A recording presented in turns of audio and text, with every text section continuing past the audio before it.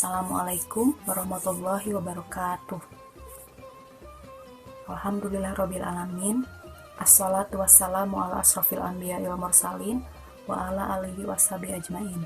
Rabbi shrah li sadri wa yassir li amri wahlul 'uqdatam min lisani yafqahul qawli.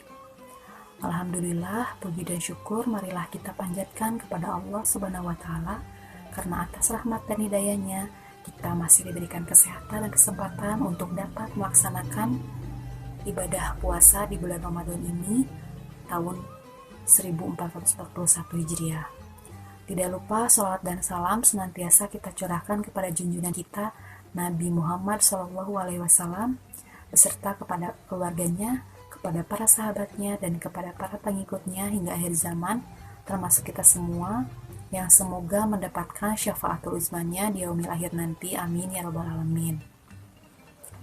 Hari ini hari Selasa tanggal 28 April 2020, tepatnya hari kedua kita melaksanakan kegiatan penumbuhan budi pekerti atau yang biasa kita sebut pesantren kilat. Pesantren kilat kali ini berbeda daripada tahun-tahun sebelumnya karena sesuai dengan situasi kondisi kita saat ini, terpaksa pesantren kilatnya dilaksanakan secara daring di rumah masing-masing, tapi mudah-mudahan tidak mengurangi semangat anak-anak semuanya untuk mengikuti kegiatan pesantren kilat ini. Dan hari ini juga bertepatan dengan hari kelima kita melaksanakan ibadah saum dan ibadah-ibadah yang lainnya di bulan Ramadan ini. Mudah-mudahan Allah selalu memberikan kesehatan kepada kita sehingga kita dapat lancar menjalankan ibadah puasa dan ibadah lainnya di bulan Ramadan ini, dan semoga kita mendapatkan pahalanya. Amin ya rabbal alamin. Kesempatan kali ini saya akan menjelaskan ringkas saja materi fikih tentang membiasakan perilaku hidup bersih. Seperti yang kita ketahui bersama bahwa saat ini dunia yang kita tinggali sedang diramaikan dengan mewabahnya virus corona yang membuat kita diwajibkan untuk sering-sering mencuci tangan dan sabun.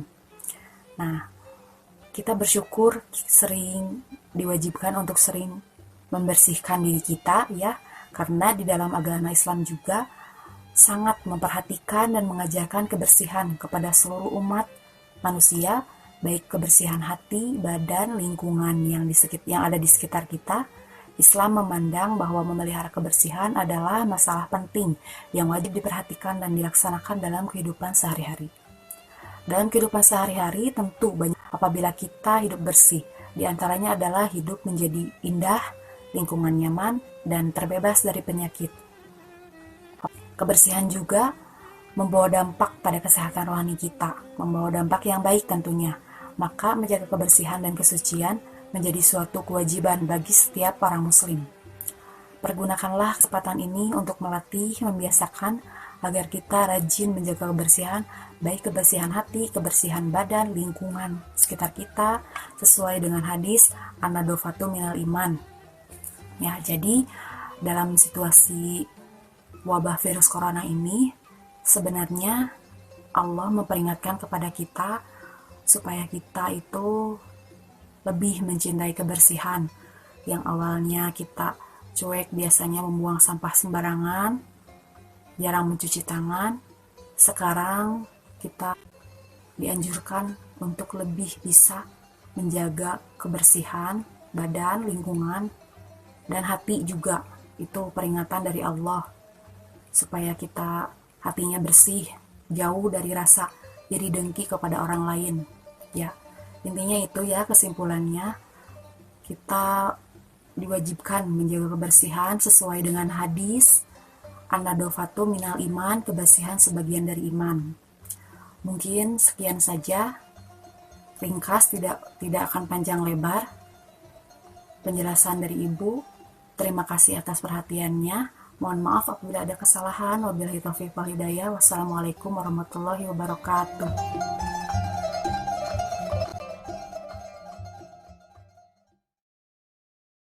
Ramadan, Ramadan, Ramadan ya Habib. Assalamualaikum warahmatullahi wabarakatuh. Baik anak-anakku sekalian, alhamdulillah kita bisa bertatap muka kembali di kesempatan yang berbahagia ini. Puji dan syukur kehadirat Allah Subhanahu wa taala yang masih memberikan kesempatan kepada kita semua sehingga kita bisa bertatap muka kembali di hari yang kedua dan daring sanlat SDN Cibabat Mandiri 3 Kota Cimahi. Di hari kedua ini kita akan membahas tentang materi fikih dan akhlak. Dan alhamdulillah akhlak sudah dibahas tadi oleh Ibu Revi mengenai sikap kita terhadap COVID-19 di tengah pelaksanaan ibadah puasa di bulan Ramadan tahun 1441 Hijriah ini. Baik, Pak Arif akan membahas mengenai fikih puasa dan mudah-mudahan anak-anakku sekalian dari kelas 1 sampai dengan kelas 6 atau barangkali siapa saja yang menyaksikan video ini bisa menyimak ataupun bisa menikmati. Barangkali jika ada koreksi silahkan nanti di komen. Bisa melalui grup WhatsApp maupun melalui Japri. Di kesempatan yang berbahagia ini, fikih puasa sebetulnya kalau kita bahas pasti akan panjang sekali. Karena ada beberapa hal yang wajib diketahui oleh kita semua agar ibadah puasa kita berkualitas. Baik berkualitas di hadapan Allah Subhanahu wa taala juga berkualitas di hadapan sesama manusia.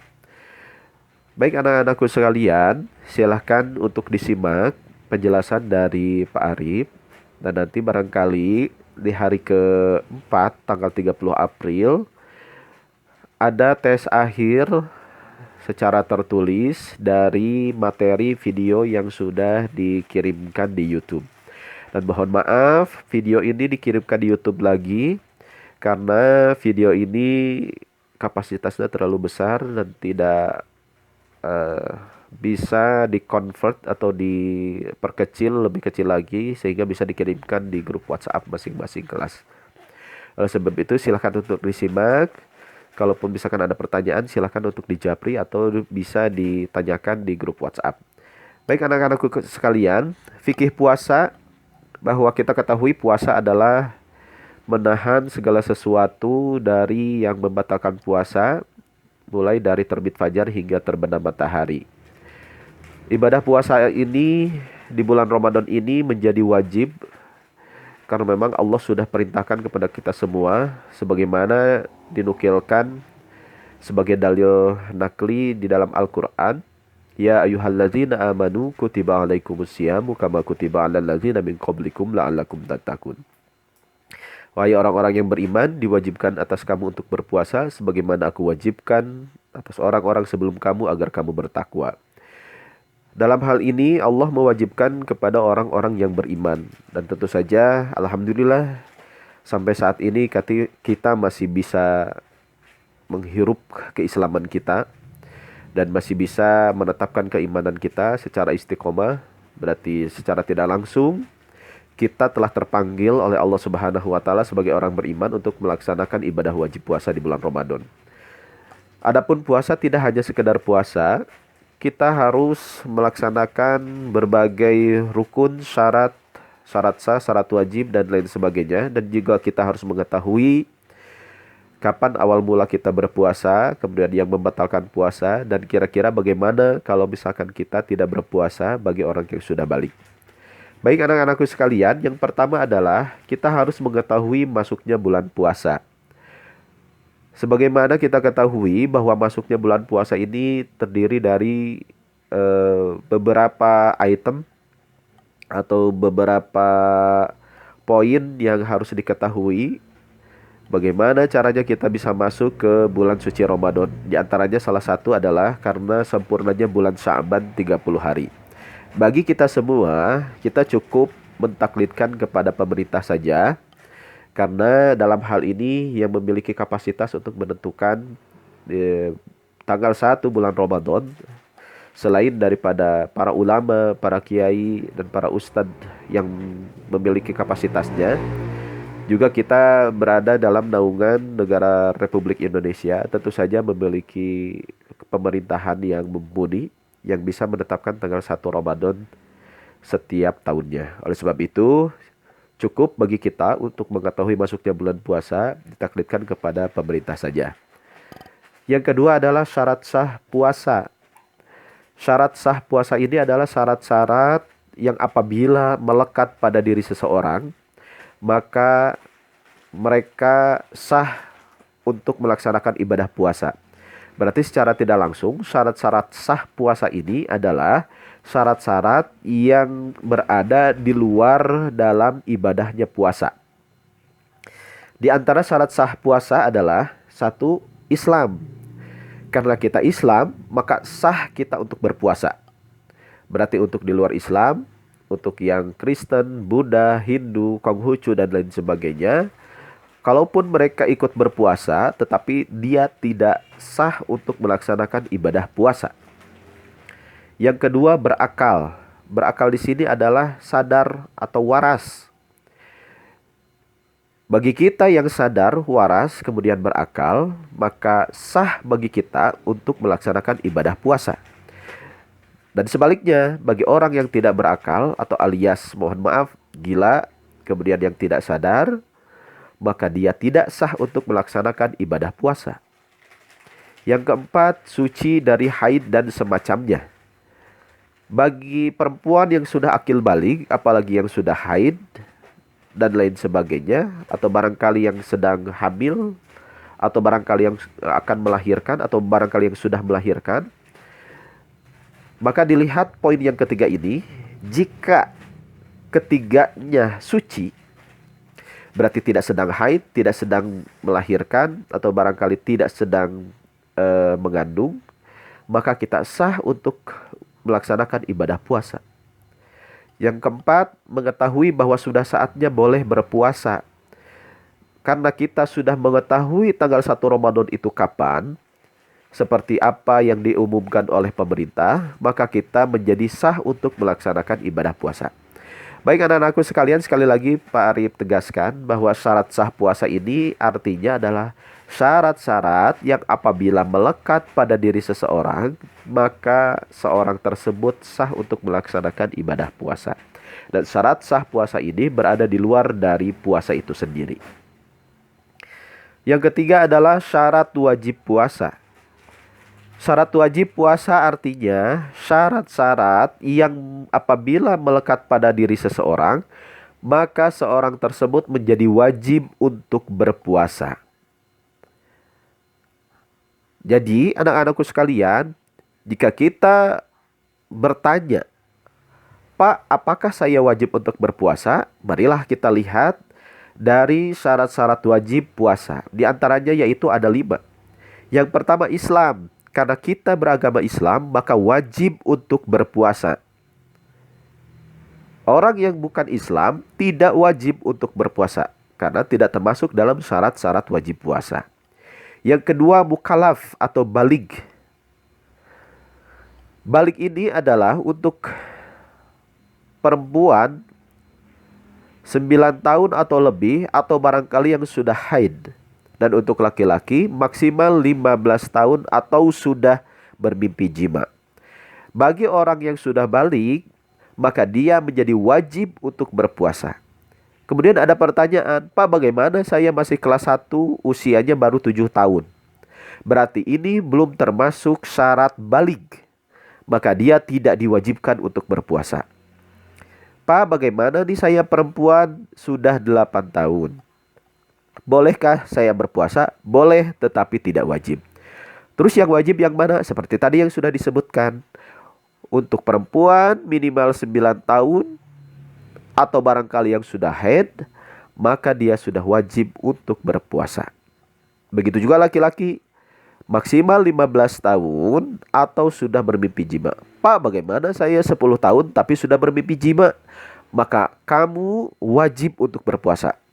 Pak, bagaimana saya baru 9 tahun tapi sudah bermimpi jima? Berarti kamu wajib untuk berpuasa. Pak, bermimpi jima itu apa, Pak? Mohon ditanyakan kepada orang tua dengan bijak. Untuk selanjutnya, yang ketiga yaitu mampu. Mampu di sini adalah kuat. Bagi kita yang kuat dan mampu untuk berpuasa, maka kita menjadi wajib untuk berpuasa. Berarti kalau begitu Pak, ada yang lemah dong? Ada. Siapa? Satu, anak kecil. Anak kecil yang tidak mampu atau belum mampu untuk melaksanakan ibadah puasa, dia tidak wajib untuk berpuasa. Terus siapa lagi Pak? Mohon maaf, orang tua yang sudah sepuh, yang sudah tidak lagi mampu untuk berpuasa, dia tidak wajib lagi untuk berpuasa. Hanya untuk membayar fidyah dan lain sebagainya. Nanti akan dibahas lebih lanjut. Kemudian yang selanjutnya yang nomor 4 adalah sehat.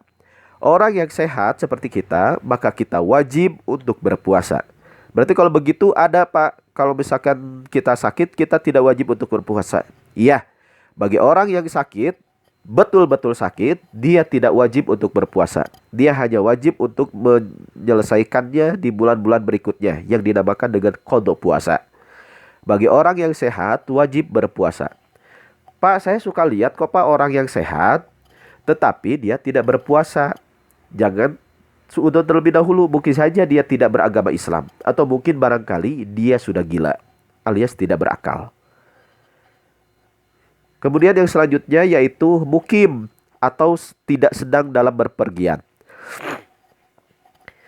Mohon maaf Pak Arif agak pilek. Berarti Pak kalau begitu orang yang bepergian tidak wajib dong berpuasa. Iya, kalau misalkan tidak mampu untuk menahan puasa. Orang yang bepergian dengan jarak yang jauh yang tidak memungkinkan kita untuk berpuasa, maka tidak wajib untuk berpuasa.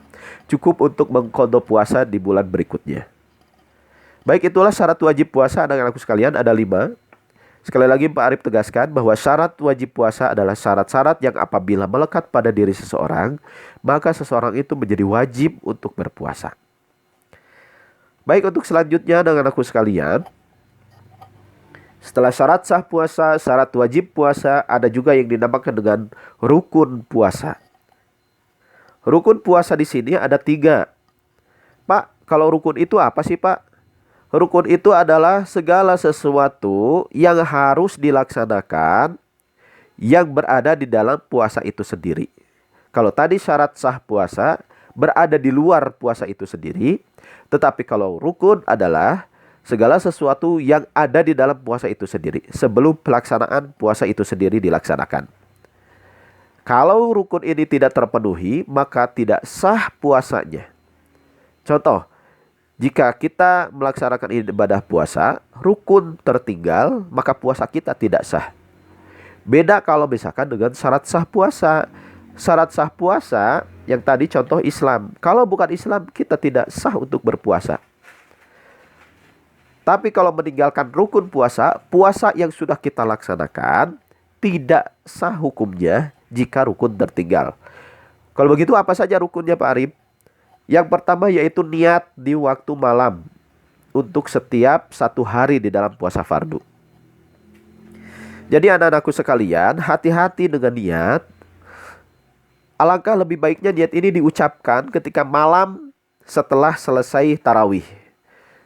Karena kebiasaan kita selalu lupa, khawatir niat ini tertinggal saat kita melaksanakan ibadah puasa. Oleh sebab itu, kadang-kadang ketika kita tarawih di masjid, di mushola, kita selalu dibimbing oleh imam untuk mengucapkan niat.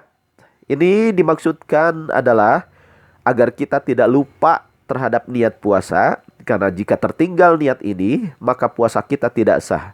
Harus mengqadha di bulan berikutnya.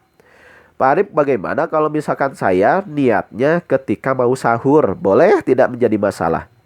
Kalaupun Ananda semua tidak lupa atau mungkin beranggapan saya tidak akan lupa untuk niat ketika saya akan berniat berpuasa pada saat sahur, boleh, silahkan untuk dilakukan. Tapi alangkah lebih baiknya niat dilaksanakan ketika setelah pelaksanaan sholat tarawih agar kita tidak lupa. Bagaimana niatnya Pak Arif? Kalian sudah pasti tahu. Nawaitu shauma godin an adai fardhis syahri ramadhana hadhihi sanati lillahi ta'ala. Artinya saya niat berpuasa esok hari untuk menunaikan kewajiban di bulan Ramadan tahun ini karena Allah Ta'ala. Pak Arif, bagaimana saya tidak bisa niat dengan menggunakan bahasa Arab? Cukup dengan bahasa Indonesia. Pak Arif, bagaimana saya niatnya tidak pernah dijaharkan? Silahkan di dalam hati saja.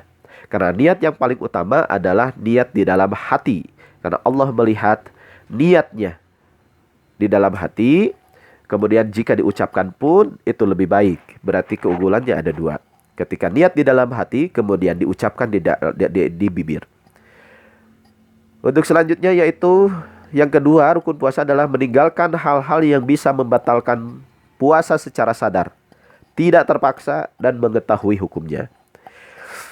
Kemudian yang ketiga adalah adanya orang yang melaksanakannya. Baik anak-anakku sekalian, dari ketiga rukun puasa ini, jika kita meninggalkan rukun puasa ini, maka puasa kita tidak sah. Jika kita meninggalkan niat, maka puasa yang sudah kita laksanakan seharian penuh tidak sah puasanya. Kemudian ketika kita berpuasa tapi meninggalkan hal-hal yang dapat tapi melakukan hal-hal yang dapat membatalkan ibadah puasa, maka puasa kita tidak sah. Oleh sebab itu, anak-anakku sekalian, inilah barangkali yang mesti kita wajib ketahui dan wajib kita laksanakan. Karena apabila rukun ini tertinggal, maka puasa kita tidak sah. Oleh sebab itu, selalu diingatlah ketiga rukun ini, yaitu niat, kemudian dua, meninggalkan hal-hal yang bisa membatalkan puasa, kemudian yang ketiga adalah adanya orang yang melaksanakan. Baik anak-anakku sekalian, itulah barangkali yang bisa Bapak sampaikan mengenai fikih puasa. Sebetulnya masih banyak yang harus Bapak sampaikan, namun waktu kita tidak cukup memungkinkan untuk dibahas. Oleh sebab itu nanti insya Allah barangkali ada waktu luang atau di berbagai kesempatan yang lain kita akan membahas fikih-fikih puasa yang lainnya. Untuk sementara Pak Arif cukupkan sekian. Kita berdoa kepada Allah Subhanahu wa taala, mudah-mudahan ibadah puasa kita selama 1 bulan Ramadan ini diterima, kemudian dibalas dengan ganjaran yang berlipat ganda oleh Allah Subhanahu wa taala. Dan kita berdoa kepada Allah Subhanahu wa taala, mudah-mudahan kita senantiasa diberikan kesehatan dan umur panjang untuk melaksanakan ibadah puasa dan ibadah-ibadah yang lainnya. Kemudian kita juga berdoa kepada Allah Subhanahu wa taala, mudah-mudahan wabah penyakit virus corona atau COVID-19 ini segera usai dan kita bisa berkumpul kembali di sekolah seperti biasa untuk membahas fikih-fikih yang lainnya. Dan kita juga berdoa kepada Allah Subhanahu wa taala, mudah-mudahan kita selalu senantiasa bersyukur kepada Allah Subhanahu wa taala, karena bagaimanapun Allah lah yang menurunkan segala sesuatu, yang memberikan kesehatan kepada kita semua, yang memberikan penyakit kepada kita semua, yang memberikan bencana kepada kita semua, yang memberikan kebahagiaan kepada kita semua. Dan mudah-mudahan kita selalu senantiasa menjadi makhluk yang pandai bersyukur atas nikmat-nikmat Allah yang telah diberikan kepada kita semua. Jangan lupa selalu jaga kesehatan, jangan lupa selalu cuci tangan dimanapun berada, dan jangan lupa jangan terlalu berpergian jika memang tidak penting, dan jangan lupa selalu tinggal di rumah, dan jangan lupa kita selalu waspada, berdoa, dan selalu berikhtiar sebagai kewaspadaan kita dalam menyikapi wabah penyakit yang sedang melanda di negeri kita tercinta. Baik anak-anakku sekalian, nanti kita akan bahas lebih lanjut. Mudah-mudahan ada kesempatan yang lain, dan biasa jika ada kesempatan Bapak akan share di grupnya masing-masing. Terima kasih atas perhatiannya. Wassalamualaikum warahmatullahi wabarakatuh.